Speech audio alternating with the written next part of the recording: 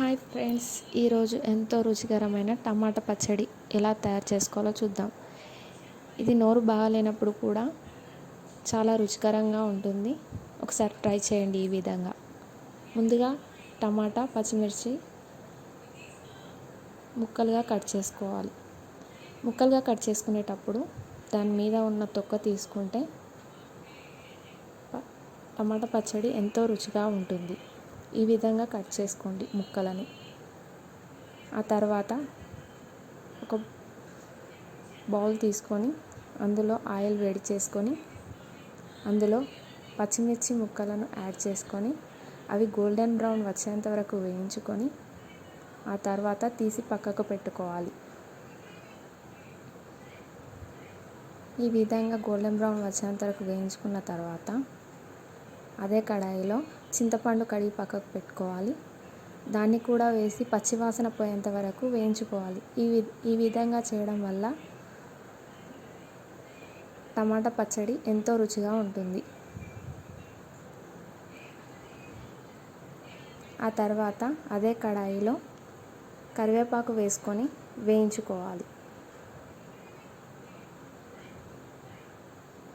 కరివేపాకు వేగిన తర్వాత అదే కడాయిలో ముందే మనం కట్ చేసి పెట్టుకున్న టమాటా ముక్కల్ని కూడా యాడ్ చేసుకొని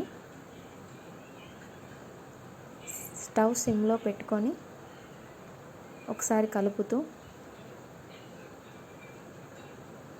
బాగా ఉడికేంత వరకు మగ్గించుకోవాలి. మూత పెట్టుకొని మగ్గించుకోవాలి. చూడండి ఫ్రెండ్స్, ఈ విధంగా మగ్గేంత వరకు ఉడికించుకున్న తర్వాత ఆ తర్వాత వెల్లుల్లి రెబ్బలను కూడా యాడ్ చేసుకొని తగినంత ఉప్పు యాడ్ చేసుకోవాలి. కాస్త జీలకర్ర కూడా యాడ్ చేసుకోవాలి. ఈ మిశ్రమాన్ని మొత్తం మిక్సీకి బరకగా పట్టుకొని ఆ తర్వాత టమాటా ముక్కల్ని కూడా యాడ్ చేసుకొని కాస్త బరకగా పట్టుకోవాలి. ఆ తర్వాత రుచి కోసం కొద్దిగా కొత్తిమీర కూడా యాడ్ చేసుకొని ఈ విధంగా తయారు చేసుకోవాలి. తాలింపు కోసం ఒక బౌల్ తీసుకొని అందులో జీలకర్ర, ఎండుమిర్చి, కరివేపాకు రెబ్బలు యాడ్ చేసుకొని తాలింపు చేసుకోవాలి. అంతే ఫ్రెండ్స్, ఎంతో రుచికరమైన టమాటా పచ్చడి రెడీ.